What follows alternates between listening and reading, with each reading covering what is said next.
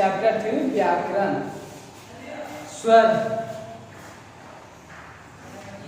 स्वर स्वर किसे कहते हैं? वैसा स्वर किसे कहते हैं? जिसे उच्चारण करने में किसी की सहायता नहीं लेनी पड़े उसे स्वर कहते हैं। सामान्य स्वर, साधारण वर्णों से सामान्य स्वर,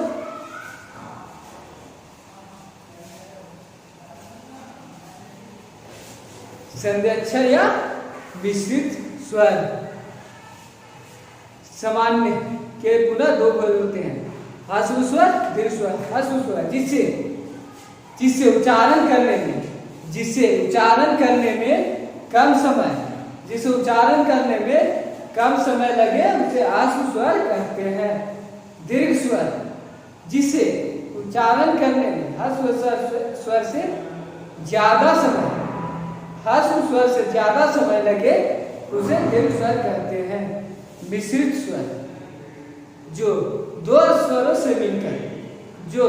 से मिलकर बना हो उसे मिश्रित स्वर कहते हैं। व्यंजन जो स्वरों की जिससे उच्चारण करने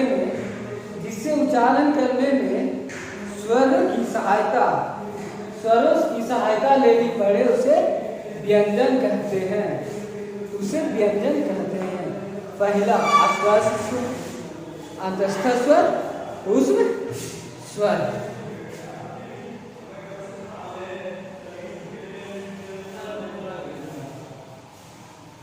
लिंग, जेंडर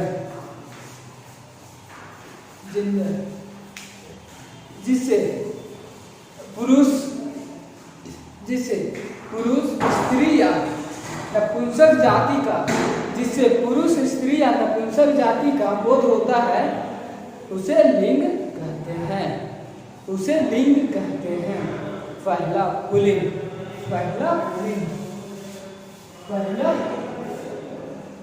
लिंग।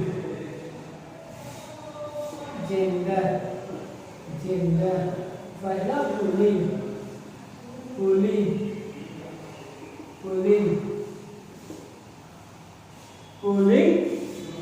मैस्कुलिन जेंडर, मैस्कुलिन जिससे पुरुष जाति का बोध होता है उसे पुल्लिंग कहते हैं। पुल्लिंग कहते हैं।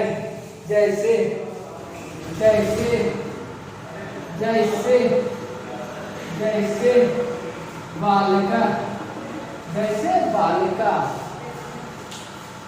लिंग जिससे पुरुष जाति का बोध होता है उसे पुल्लिंग कहते हैं। दूसरा स्त्रीलिंग,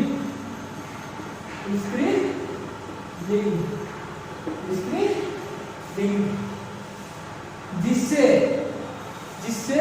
स्त्री जाति के बोध होने का पता चलता है उसे स्त्रीलिंग कहते हैं। स्त्रीलिंग कहते हैं। जैसे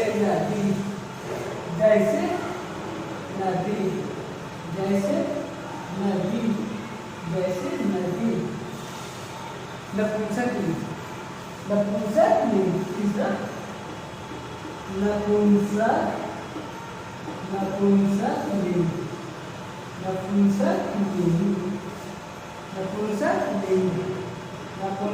लिंग, जिससे न पुरुष जाति का न ही स्त्री जाति का, जिससे ना ही स्त्री जाति का ना ही पुरुष जाति के बोध होने का पता चलता है। बोध होने का पता चलता है उसे नपुंसकलिंग कहते हैं। जिससे ना ही स्त्री जाति के बोध होने का पता चलता है उसे नपुंसकलिंग कहते हैं। जैसे जैसे जैसे जैसे फलम, जैसे फलम, जैसे फलम,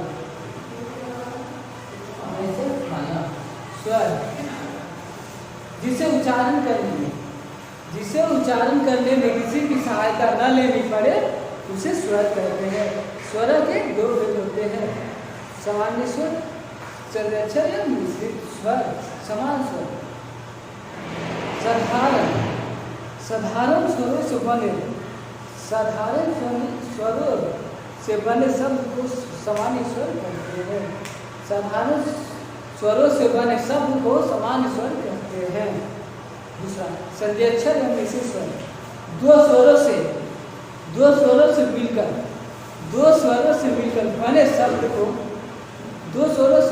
बने शब्द को संध्यक्षर या मिश्रित स्वर कहते हैं। संध्यक्षर या मिश्रित स्वर कहते हैं। सामान्य स्वर साधारण स्वरों से मिलकर बने शब्द को सामान्य स्वर कहते हैं। संध्यक्षर या मिश्रित स्वर दो या दो से अधिक स्वरों से मिश्रित से मिलकर बने शब्द को संध्यक्षर या मिश्रित स्वर कहते हैं। सामान्य के पुनः दो प्रकार स्वर, दीर्घ स्वर। जिसे उच्चारण करने में दीर्घ स्वर से कम समय लगता है उसे ह्रस्व स्वर कहते हैं। जिसे उच्चारण करने में दीर्घ स्वर से कम समय लगे उसे ह्रस्व स्वर कहते हैं। जैसे जैसे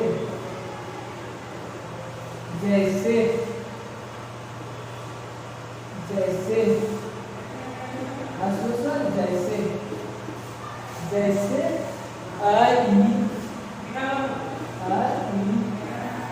तू इत्यादि। दूसरा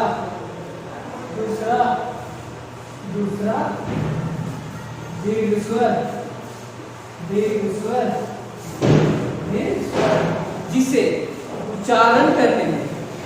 उच्चारण करने में ह्रस्व स्वर से दोगुना समय लगता है, ह्रस्व स्वर से 2 गुना समय लगता है उसे दीर्घ स्वर कहते हैं। जैसे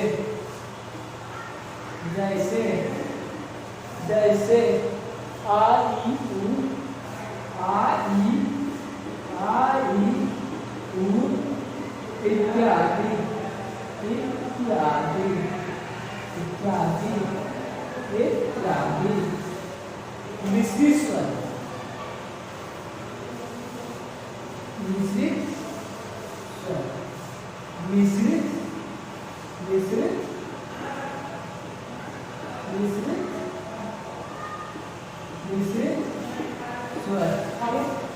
मिश्रित स्वर जो दो या दो से अधिक स्वरों से मिलकर बना हो उसे मिश्रित स्वर कहते हैं। इसे मिश्रित स्वर कहते हैं। जैसे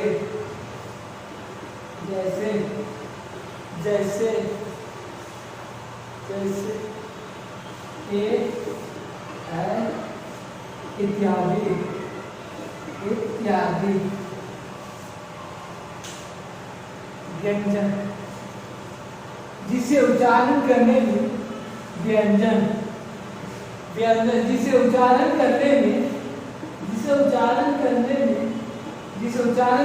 स्वर की सहायता लेनी पड़े उसे व्यंजन कहते हैं।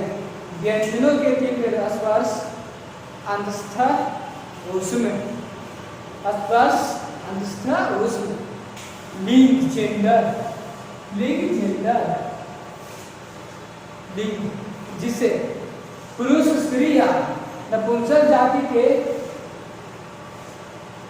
जाति का बोध होता है उसे लिंग कहते हैं, या पुल्लिंग।